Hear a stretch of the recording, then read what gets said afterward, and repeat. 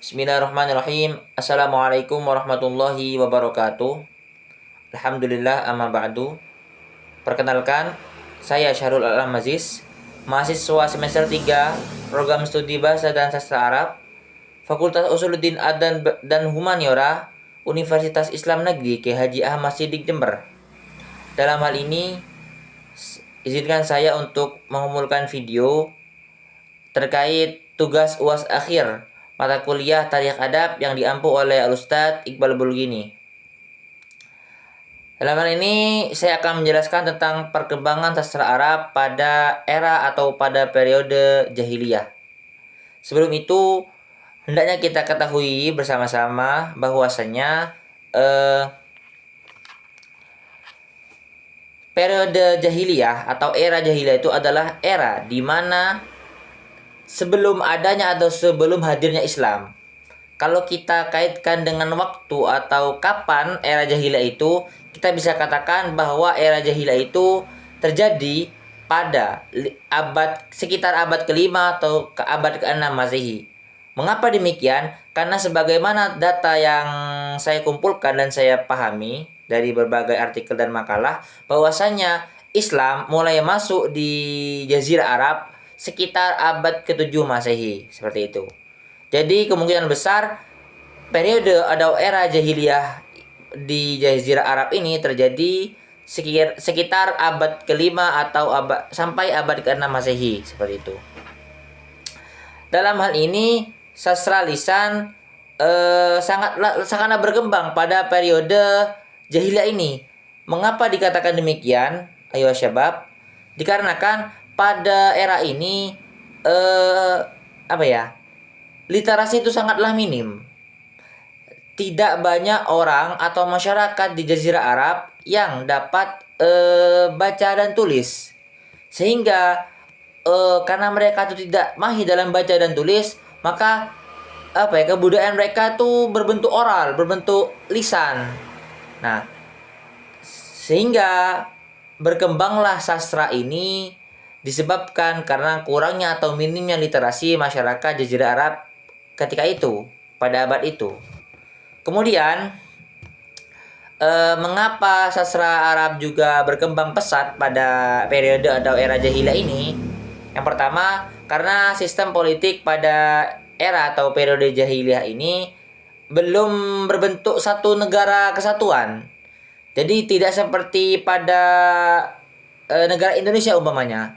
Tidak dikatakan negara kesatuan Republik Indonesia, tidak. Namun pada abad itu sekitar 5 atau 6 Masehi, Jazirah Arab itu bukan satu negara, akan tetapi terpisah antara kabilah-kabilah. Jadi sistem sistem masyarakat mereka tuh berbentuk kabilah. Kabilah A, B, C, dan D. Jadi bukan berbentuk kolektif satu negara, seperti itu. Nah, karena ada banyaknya kabilah,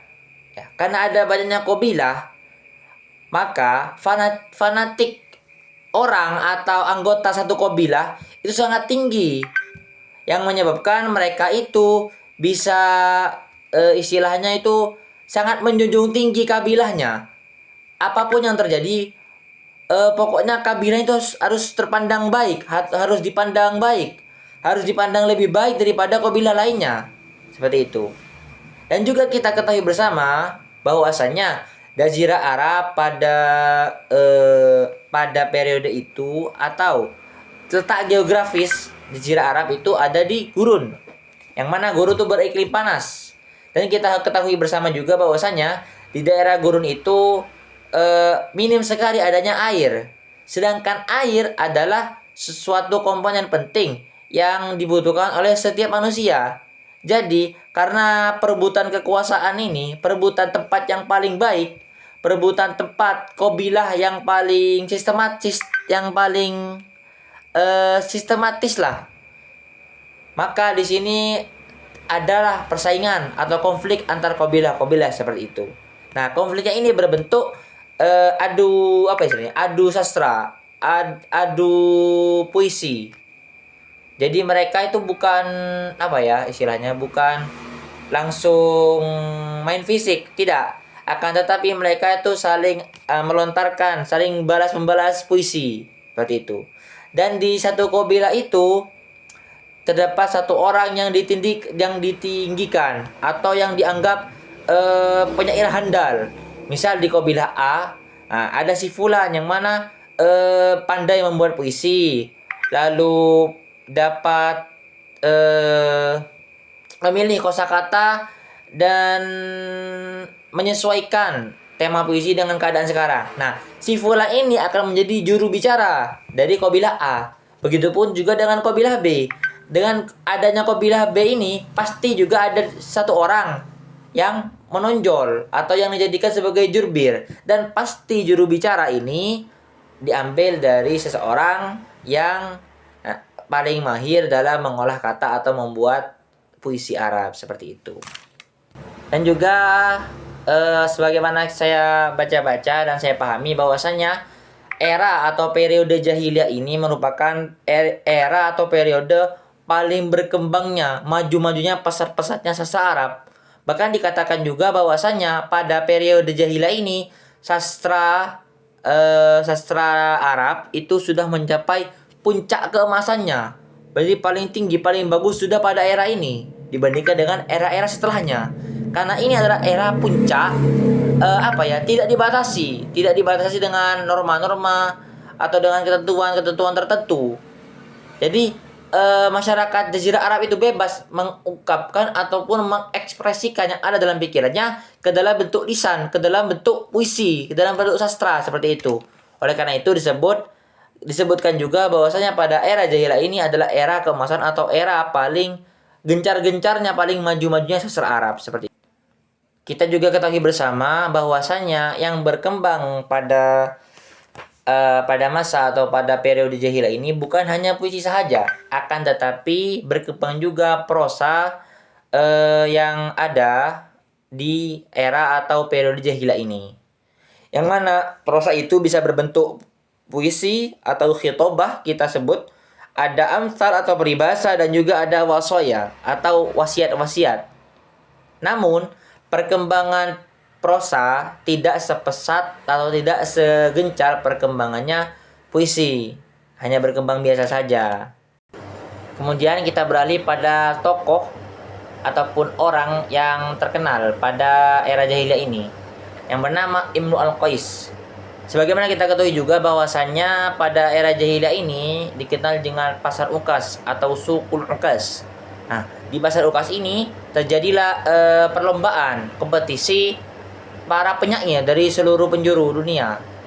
Nah, bagi sesiapapun yang puisinya dianggap bagus atau puisinya layak, maka puisinya itu akan digantungkan di dinding-dinding Ka'bah atau disebut al-mu'allaqat, yang artinya yang digantungkan. Nah, Imru al-Qais bin Hujr di sini merupakan salah satu tokoh atau penyair yang fenomenal di era atau periode jahiliyah ini.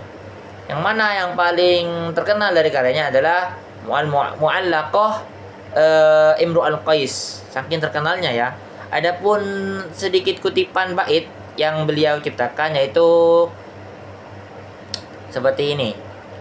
Kifa nabaki min dzikri habibin wa manzilin bikistilli wa bainad dukhuli fahaumali. Nah, Mu'allaqat Imru al-Qais ini sering kita dengar ya, baik menyinggung tentang sastra ataupun tentang perkembangan dari periode jahiliyah sampai akhirnya pada periode modern.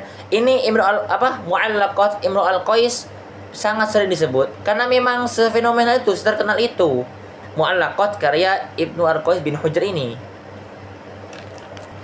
Adapun ciri khas atau estetika dan gaya bahasa sastra jahiliyah itu antara lain yang pertama, bahasanya masih bahasa Arab murni, atau jika kita cocok logikan dengan sekarang itu bahwasanya bahasa Arabnya itu masih bahasa Arab fusha. Kalau sekarang kan sudah ada bahasa Arab bahasa Arab ajami kalau tidak salah. Bahasa Arab amiyah. Nah, jadi pada masa jahiliyah itu gak ada yang namanya bahasa Arab amiyah. Semuanya bahasa Arab resmi, semuanya bahasa Arab yang digunakan dalam Al-Quran, yang kita kenal sekarang dengan bahasa Arab Fusha. Itu gak ada dulu namanya bahasa Arab Amiyah, gak ada. Yang kedua itu adalah banyak sekali tasbih dan majaz lughawi yang digunakan pada puisi atau syair-syair Arab. Jadi syair-syair Arab karya siapapun itu banyak menggunakan tasbih ataupun majaz lughawi di bait-baitnya begitu. Dan yang terakhir adalah nada heroik yang kuat. Karena sebagaimana saya jelaskan di awal tadi bahwasannya Jazirah Arab ini sering terjadi konflik karena masih bersifat kabilah-kabilah. Nah, pasti kan ada gesekan, pasti ada konflik antara kabilah satu dan kabilah lainnya, antara kabilah A dan kabilah B. Seperti itu. Nah, untuk membangkitkan semangat anggota kabilah maupun pemimpin kabilah, maka si fulan ataupun orang yang ditunjuk untuk menjadi juru bicara dari masing-masing kabilah yang tidak lain dan tidak bukan adalah orang yang mahir dalam membuat syair, itu pasti memiliki kosakata yang memiliki kosakata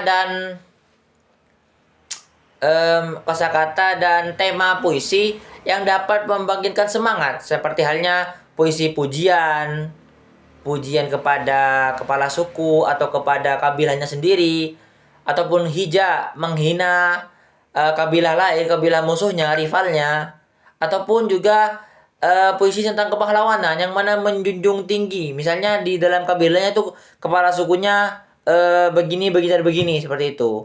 Makanya pada era ini istilahnya ya, banyak sekali penggunaan majaz lughawi dan juga tasbih seperti itu.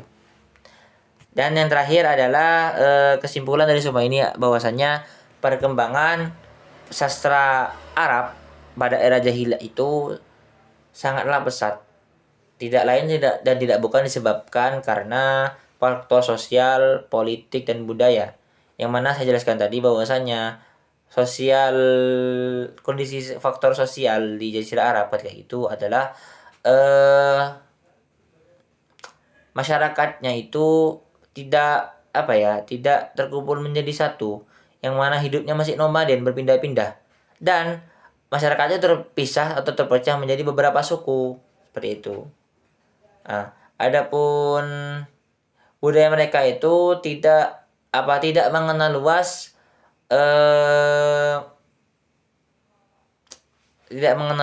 literasi, sangat minim literasi. Oleh karenanya mereka lebih berkembang pesat kemajuan budayanya dalam hal oral atau dalam hal lisan seperti itu. Dan ini nantinya yang akan membuat atau menyebabkan lahirnya berkembang pesatnya sastra Arab pada era jahiliyah ini. Salah satu contohnya tadi, contoh tokoh yang terkenal pada era jahiliyah ini adalah Imru al-Qais dengan karyanya Mu'allaqat Imru al-Qais yang pada kompetisi di Pasar Ukas itu layak untuk digantungkan atau menjadi mu'allaqat di dinding Ka'bah seperti itu. Kurang lebihnya mohon maaf. Mungkin ini saja dari saya.